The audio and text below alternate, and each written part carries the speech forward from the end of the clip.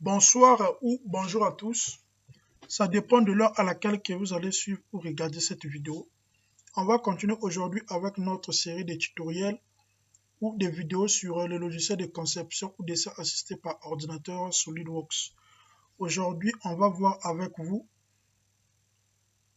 les bases de modélisation d'une pièce sur SolidWorks ou bien, si vous voulez, comment modéliser une pièce sur SolidWorks.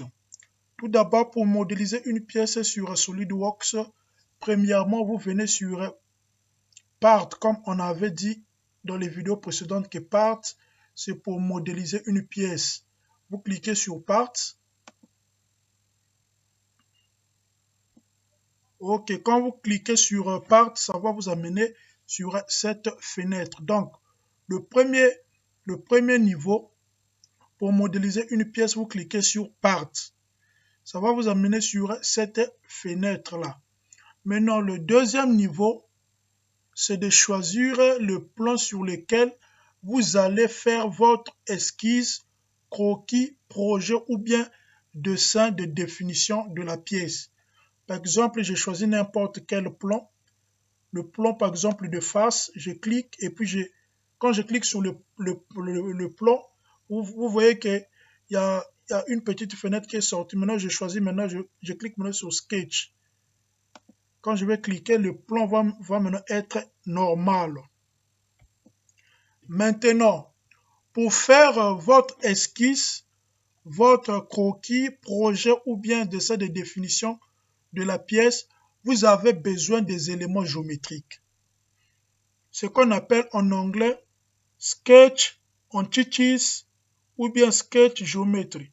C'est quoi? Ce sont des éléments géométriques tels que des lignes, des cercles, des arcs, des ellipses, des paraboles, des rectangles, des carrés, des polygones.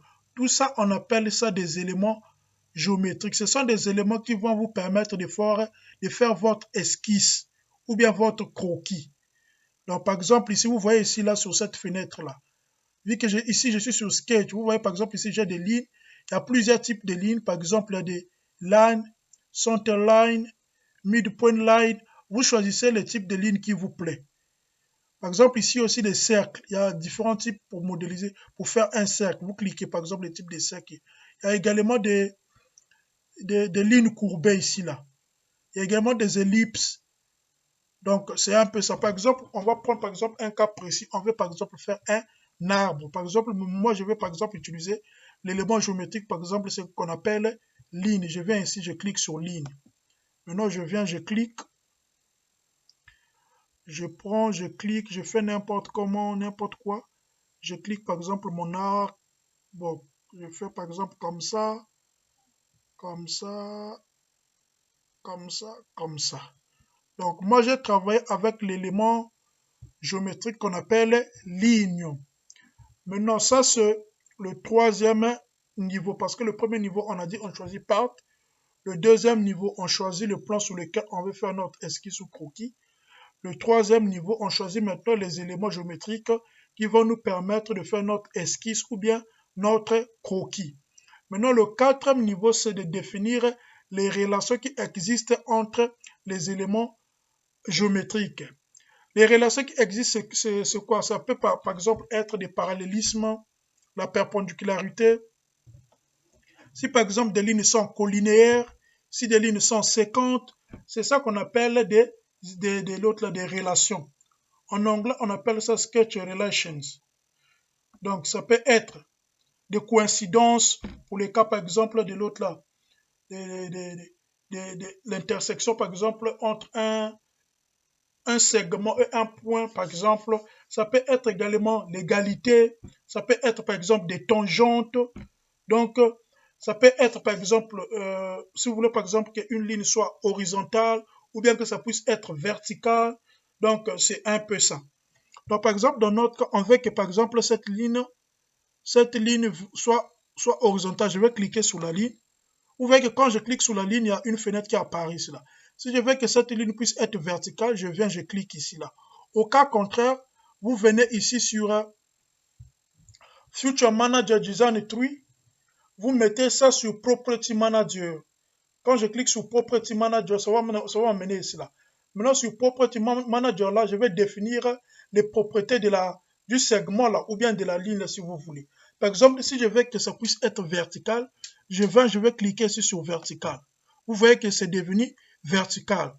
Maintenant, si je veux que ça puisse être un segment constructif, c'est-à-dire qu'en pointillé, je clique sur For Construction.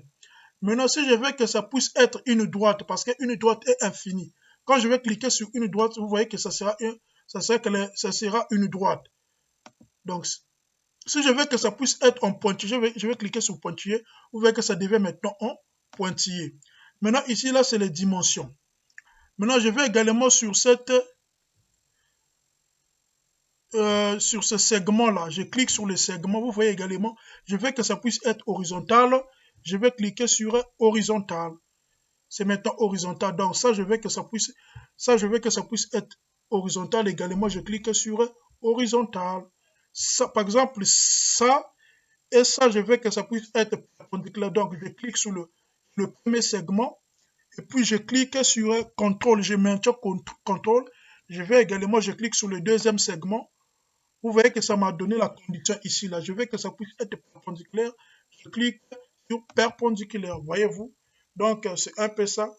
Maintenant, les restes là, vous pouvez également faire. Donc, je vais vous épargner un peu de détails pour les restes là. Donc, par exemple, je veux que le segment là, avec le segment là, il puisse avoir la même, la, la même mesure. Je vais cliquer sur égal, equal. Voyez-vous que c'est maintenant pareil. Donc, c'est un peu ça. Maintenant, par exemple, si je veux, par exemple, que l'origine là, avec la droite là, puisse être 50, je vais cliquer sur ici. Je vais ici, coïncidence. Tu vois, je clique, c'est maintenant coïncident. Maintenant, par exemple, je vais par exemple prendre le point là, les midpoints, avec l'origine là, que ça puisse être l'autre là. Coïncidence, je clique ici. Voyez-vous que c'est maintenant coïncident. Donc, maintenant, le cinquième niveau, c'est de faire la cotation. Si vous avez par exemple des mesures, des dimensions de votre arbre, vous faites maintenant la cotation. Je vais coter je vais donner des dimensions seulement comme ça pour l'exemple. Maintenant, si vous voulez faire la cotation, vous venez vous cliquer sur ici là. Et puis vous donnez des dimensions, peu importe. Je donne seulement comme ça. Par exemple, ici c'est 30 mm. Ici jusqu'ici. C'est par exemple également 50.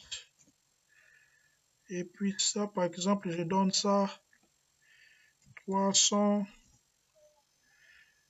Donc ça, par exemple, je donne ça 100. Donc ça, par exemple, également, je donne ça 100 également. Donc c'est un peu comme ça. Maintenant, si vous voulez, par exemple, valider votre dessin, vous cliquez sur ici, là, la flèche, là. Je clique, votre croquis plutôt, ou bien esquisse, voyez-vous que j'ai cliqué ici, c'est bon. Donc, je vais également souligner une chose ici, là. Vous voyez ici, là, attendez. Donc, vous voyez là où c'est écrit Sketch 1, là. Vous voyez qu'il n'y a rien devant le sketch, là. C'est parce que quoi? L'esquisse ou bien le croquis contient toutes les informations nécessaires. Ou bien les cotations nécessaires. Toutes les cotations sont données. Voilà pourquoi c'est comme ça. Je vais vous donner par exemple un exemple également. Si ce n'est pas bien défini. Donc, je vais enlever par exemple ça là. Si j'enlève ça, et puis je valide mon croquis, vous voyez que ici là, derrière le sketch 1 là, il y a un moins entre parenthèses là. Ça signifie que l'autre là, l'esquisse est mal définie, c'est-à-dire que